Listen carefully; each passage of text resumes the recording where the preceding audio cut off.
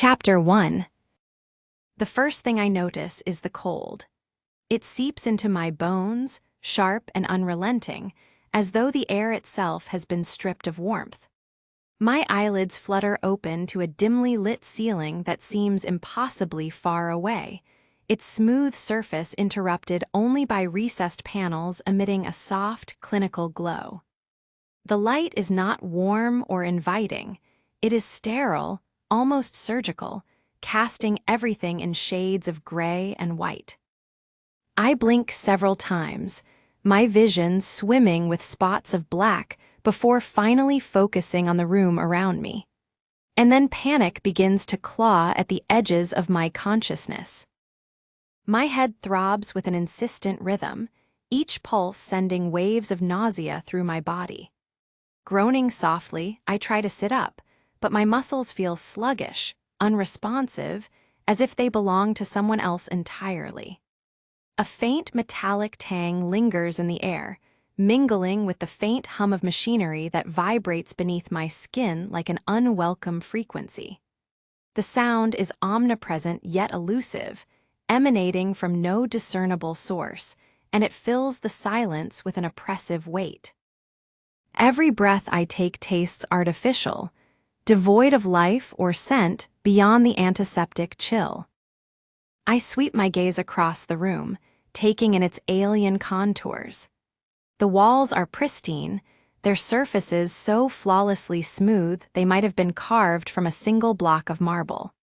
Sleek furniture, minimalist chairs, a low table, and what appears to be some kind of medical workstation is arranged with mathematical precision, leaving ample space between objects that somehow makes the emptiness feel even more suffocating. Glowing screens flicker intermittently along one wall, displaying streams of data too complex for my groggy mind to decipher. Tubes coil neatly beside the bed I am lying on, connected to machines whose purpose I can only guess at. Everything about this place screams functionality over comfort, efficiency over humanity. And yet, there is something deeply disquieting about this place, an unease that gnaws at the edges of my mind. It is not merely the strangeness of it all but the utter absence of humanity's touch. No trinkets or mementos rest upon the surfaces, no photographs hang to tell stories of lives lived and loved. Not even the smallest speck of dust dares to disturb the sterile perfection of the floor. This is no home. It is a laboratory, cold and unyielding, built for machines rather than mortals.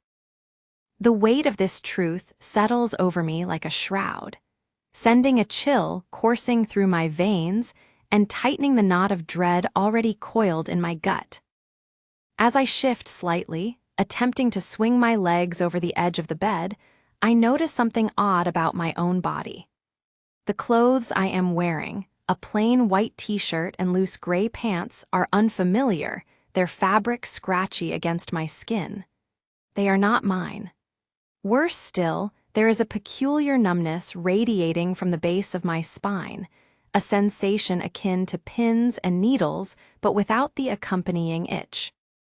I reach back instinctively, fingers brushing against the small of my back, but find nothing unusual, no injury, no bandage, nothing tangible to explain the strange disconnect I feel. Still, the numbness persists, gnawing at my awareness like a phantom limb demanding attention. My heart begins to race now, pounding in my chest with increasing urgency. Where am I? How did I get here? The last thing I remember is, what, work? Yes, I had been working late at the lab. There had been experiments running, papers to review, coffee gone cold in its mug. But after that, nothing. A yawning chasm of blankness stretches where memories should have been, leaving me stranded in this bizarre, sterile environment without context or explanation. The uncertainty is maddening, gnawing at my resolve until I want to scream or cry, or both. A sudden movement catches my eye, jerking my focus toward the far corner of the room. At first, I think it is a trick of the light, a shadow shifting imperceptibly in the dim glow. But then I see it again, a robotic arm, sleek and jointed, gliding silently along a track mounted to the ceiling. Its metallic appendages gleam faintly as it adjusts the position of a nearby monitor, its movements fluid and deliberate, devoid of hesitation or error. For a moment, I freeze, staring at the machine as though it might turn and acknowledge my existence. When it does not, I exhale sharply, realizing I had not realized I had been holding my breath. But the sight of the robot only deepens my unease. What kind of place employs such advanced automation? Why does it feel less like a hospital and more like a facility designed for experimentation? My eyes dart nervously around the room, searching for answers or escape routes. That is when I notice the door. It stands at the opposite end of the chamber, featureless save for a glowing panel embedded in its surface. Biometric scanners, I realize with a sinking feeling. Whoever controls this place clearly does not want anyone leaving without permission. The implications crash over me like the shockwave of a collapsing star, deafening and inescapable. This is no random twist of fate. I was brought here by someone or perhaps something. The sleek machinery humming around me, the cold precision of this place, the eerie absence of any human touch, it all speaks to a power far greater than anything I have ever known. My mind races, grasping at possibilities both horrifying and absurd. Am I a prisoner, locked away for reasons I cannot fathom? A test subject, poked and prodded for some experiment I will never understand. Or worse still, for purposes I cannot even begin to imagine. Desperation churns within me, a storm threatening to break into full-blown hysteria. My fists clench tightly, nails biting into my palms with enough force to leave marks, grounding me in the moment as I struggled to keep control. "Think, Lily, think," I mutter under my breath, the words sharp and deliberate, like a lifeline tethering me to reason. There must be something here, some clue, some detail that can help unravel this nightmare. With painstaking care, I swing my legs over the edge of the bed, planting my bare feet onto the floor. The tiles are frigid against my skin, their icy touch sending another jolt of discomfort snaking up my spine. For a fleeting second, I consider retreating back under the sterile sheets, but the thought dissolves as quickly as it came. Retreat is not an option. Ignoring the chill, I push myself upright, my body swaying unsteadily as dizziness clouds my senses, pulling at me like an undertow. But I refuse to fall. Not now, not when clarity feels so agonizingly close. Once steady, I take one tentative step forward, then another, each movement slow and measured, weighed down by both caution and resolve. The air around me seems heavier with every step, pressing against my chest, but I press on regardless. Determination anchors me, even as fear whispers that I may already be too late. Each step reveals new details about the room, none of which offer reassurance. A cabinet stands against one wall, its doors locked securely despite the absence of visible handles. Another screen displays rows of numbers and graphs, their significance lost on my foggy brain. And then, just as I pass the workstation, I catch sight of something reflected in the glass of a monitor. My reflection stares back at me, pale and wide-eyed, hair disheveled and cheeks flushed with fear. But there is something else too, a dark shape near the base of my spine, partially obscured by the hem of my shirt. Frowning, I twist awkwardly, craning my neck to get a better look. It takes me a moment to process what I see. Etched into the skin just above my lower back is a tattoo, a simple Roman numeral. The ink is fresh, stark against my pale flesh and unmistakably deliberate. My breath hitches in my throat as comprehension dawns. This is not random. This is not accidental. Someone has marked me, branded me like livestock. The thought makes bile rise in my throat, and I stagger backward, collapsing onto the nearest chair as my legs give out beneath me.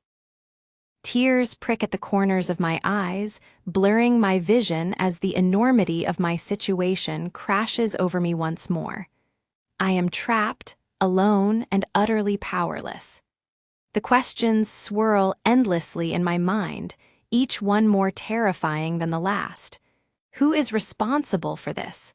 What do they want from me? And most importantly, what have they done to me while I slept? For now, there are no answers.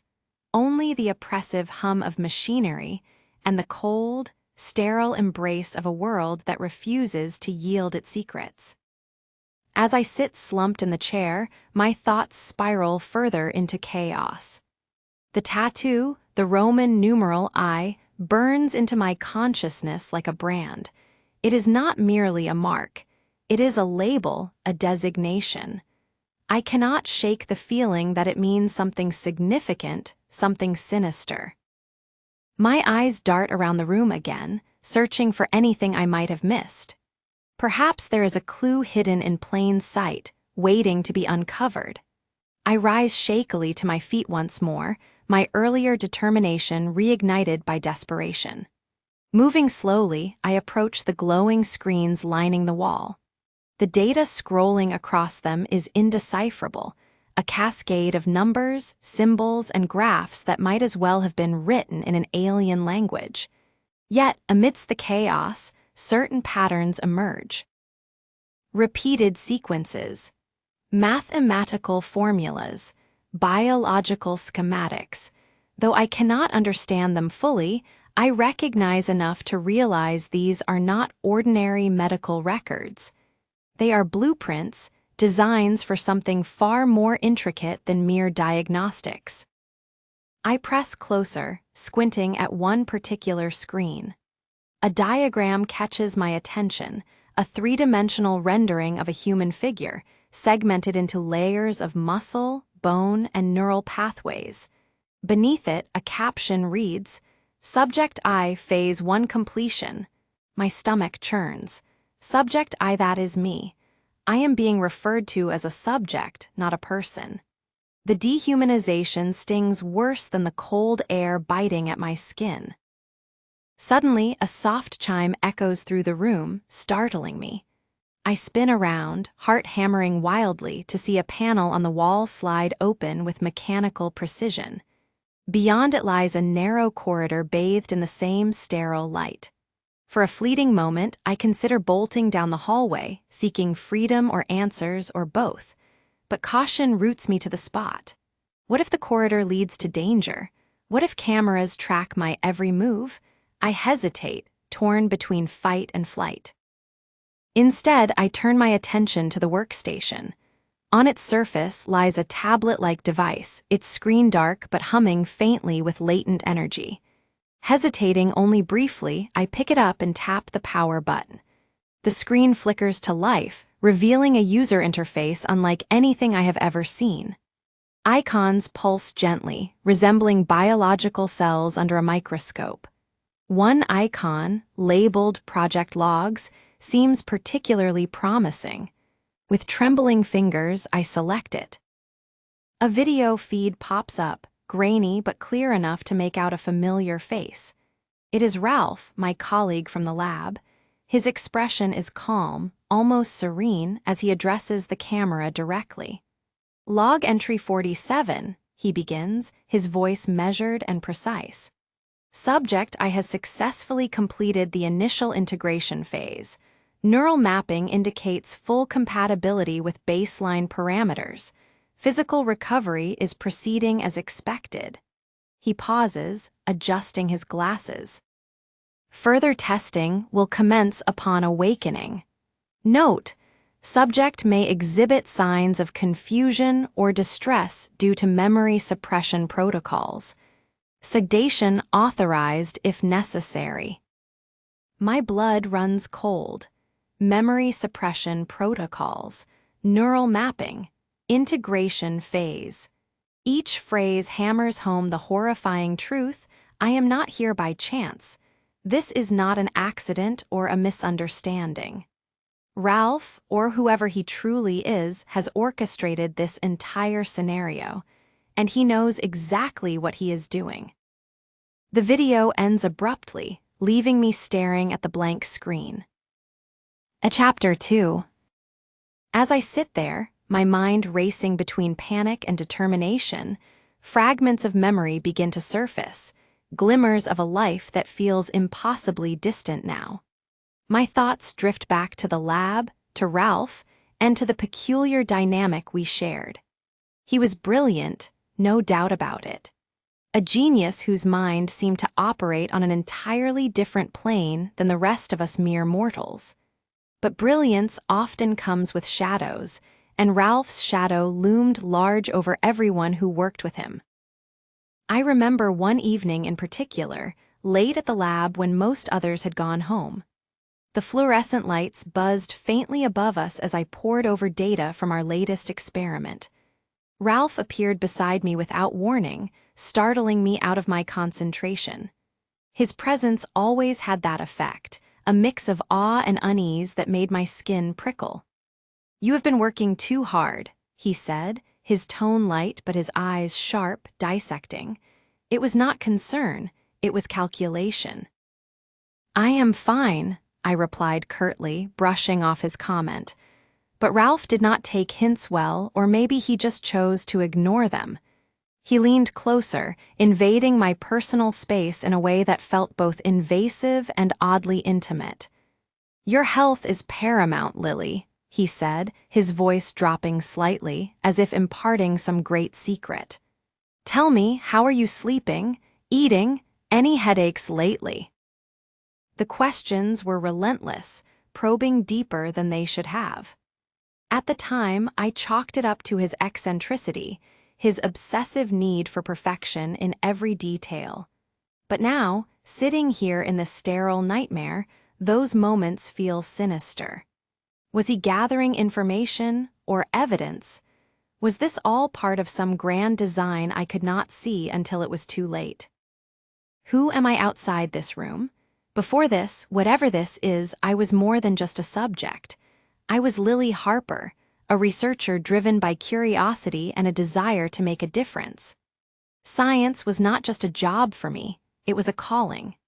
Growing up, I had spent hours poring over books about genetics, biology, and neuroscience, marveling at the complexity of life. To think that something so intricate could be reduced to equations and diagrams, it filled me with wonder and purpose. But I was not just defined by my work. Outside the lab, I was someone else entirely. I loved hiking, losing myself in the quiet solitude of nature. There was a trail near my apartment that wound through dense woods and opened into a clearing overlooking the city skyline. On weekends, I would pack a thermos of coffee and spend hours watching the sun rise, feeling small yet connected to something vast and infinite. Those moments reminded me why I did what I did: to understand the world better, not to control or manipulate it. And then there were the people in my life. Friends who laughed at my nerdy jokes, colleagues who respected my dedication, even strangers whose fleeting kindnesses reminded me of humanity's capacity for goodness. None of them knew about this place, or me, trapped here like a specimen under glass. Would they miss me? Would anyone come looking? Or had Ralph erased every trace of my existence already? Could Ralph truly be capable of this? The question reverberates through my mind like the toll of a distant, unyielding bell, each echo carving deeper into my resolve. To kidnap me and take me to whatever this place is. And for what purpose? He does not intend to run experiments on me, does he? Another memory surfaces, clearer this time. It was months ago, during a team meeting. We were discussing potential applications of neural mapping technology, a breakthrough Ralph had spearheaded. Most of the team focused on its medical implications, curing diseases, enhancing cognitive function, revolutionizing treatments. But Ralph's gaze lingered on me as he spoke, his words tinged with something darker. "Imagine," he said, his voice smooth and hypnotic, "a world where we can preserve not just the body, but the mind, where identity itself becomes malleable, transferable." He paused, letting the weight of his words sink in. "We could ensure continuity, perfection, no loss, no decay." The room fell silent, the implications hanging heavy in the air. One of my colleagues finally broke the tension with nervous laughter. "Sounds like science fiction," she joked, but Ralph did not smile. Instead, he looked directly at me, his expression unreadable. "Not fiction," he murmured, "not for long." At the time, I dismissed it as typical Ralph eccentricity, his penchant for dramatic statements and lofty ideals. Now, I realize it was a glimpse into his madness, into the twisted vision that led him here, to this sterile prison where he plays God. Am I curious or terrified? Both, I decide. Curiosity has always been my guiding force, driving me to ask questions, seek answers, push boundaries. But fear is new, raw, and visceral. It claws at my chest, whispering doubts and worst-case scenarios. What if I never escape? Surely my loved ones are looking for me. It is only a matter of time until I am missed. But he does not strike me as the type of man to not consider that beforehand. Where on earth is he? Memories come flooding to my mind. Like that birthday dinner last year feels like a lifetime ago. The table was cluttered with plates and glasses, laughter echoing off the walls. Sarah brought her famous chocolate cake, and we sang off-key while candles dripped wax onto the frosting. It was messy, chaotic, beautiful. Here, there is only silence, broken by the hum of machines. No warmth, no connection. I remember standing on stage after presenting my findings on neural regeneration. The audience erupted into applause, and for a moment, I felt invincible and overwhelmed with pride for my work. Another memory. Jake used to call me his mad scientist, teasing me about my endless hours in the lab, but he always waited up for me, leaving coffee on the counter and a note saying, "Do not forget to eat." "Jake, I have a boyfriend. He is sure to be looking for me, and he will not stop until he finds me." Before I can formulate a plan, another detail catches my eye. Across the room, partially concealed behind the sleek furniture, is a second door. Unlike the biometric locked entrance I noticed earlier, this one appears ordinary, a standard metal frame with a simple handle. Curiosity overrules caution, and I creep toward it, my footsteps silent against the tiled floor. Pushing it open cautiously, I peer inside. What I see stops me dead in my tracks. Curiosity overrules caution, and I creep toward it, my footsteps silent against the tiled floor. Pushing it open cautiously, I peer inside. What I see stops me dead in my tracks. A metallic hand clamps down on my shoulder with precision-engineered strength, halting my advance. The android's voice, calm but devoid of warmth, fills the air. Unauthorized access detected. Its grip tightens slightly, not enough to harm, but enough to remind me of its power. My heart hammers as I realize that this machine is not just a tool. It is a guardian, programmed to enforce the rules of this sterile prison. With trembling legs, I force myself to stand even though I had no idea how I fell. So shocked by the android's presence, I back away carefully inside the room I came from. The sight of the android has shaken me to my core, but it also ignites a fierce determination. I cannot stay here, trapped like an animal in a cage. I need answers, and I need them now.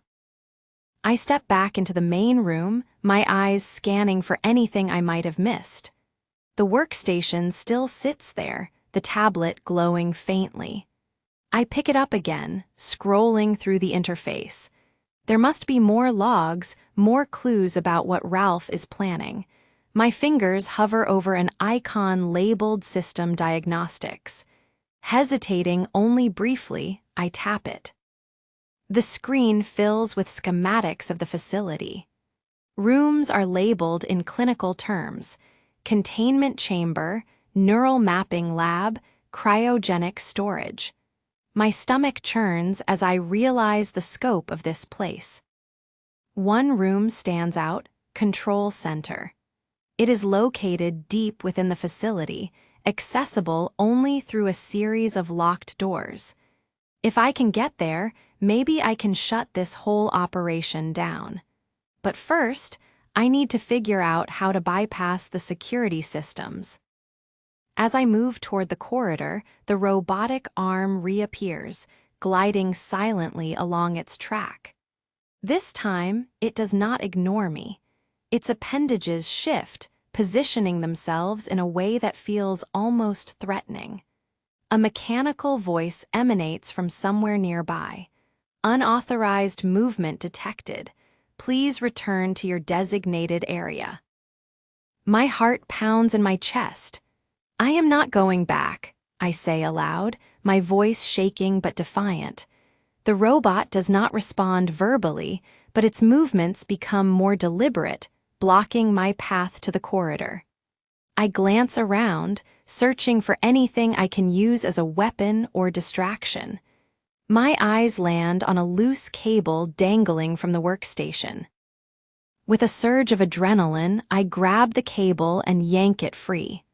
Sparks fly as the workstation powers down, plunging part of the room into darkness. The robot hesitates, its sensors recalibrating. Seizing the opportunity, I dart past it and into the corridor. The hallway stretches endlessly before me, lined with identical doors. Each one bears a glowing panel requiring biometric access. I press my palm against the nearest one, hoping against hope that it will open.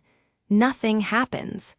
Frustration wells up inside me, but I push forward, trying each door in turn. The door to the control center slides open, revealing a massive chamber filled with monitors and control panels. In the center stands Ralph, his back to me as he types furiously on a terminal. He does not notice me at first, too absorbed in his work. When he finally turns, his expression is unreadable. "Lily," he says calmly, as if greeting an old friend, "you should not be here." "I am not your experiment," I spit out, my voice trembling with rage. "Let me go." He tilts his head, studying me like a specimen under a microscope. "You do not understand," he says softly. "You are perfect. You are exactly what I have been searching for."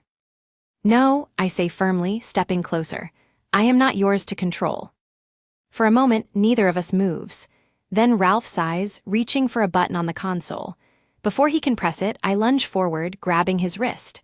We struggle, the sound of our breathing filling the room. With a final burst of strength, I twist his arm, forcing him to release the button. Alarms blare, red lights flashing as the facility goes into lockdown. Ralph stares at me, his calm facade cracking for the first time. "You will regret this," he whispers. I do not wait to hear more. Turning on my heel, I sprint toward the exit, my heart pounding in my chest. Behind me, the sound of footsteps grows louder. I do not look back. I cannot. Reaching the outer door, I slam my hand against the biometric scanner. It flashes green, and the door hisses open. Fresh air hits my face, cool and liberating. For the first time in what feels like forever, I am free. But as I step outside, I freeze. Surrounding the facility is a barren wasteland, stretching as far as the eye can see. There is no sign of civilization, no roads or buildings, just endless emptiness. And then I see it, a drone hovering in the distance, its camera lens trained directly on me. My blood runs cold as I realize the truth. This is not an isolated lab. It is part of something much bigger, something I may never fully understand. Ralph's voice echoes in my mind. You are perfect. But perfect for what? To be continued.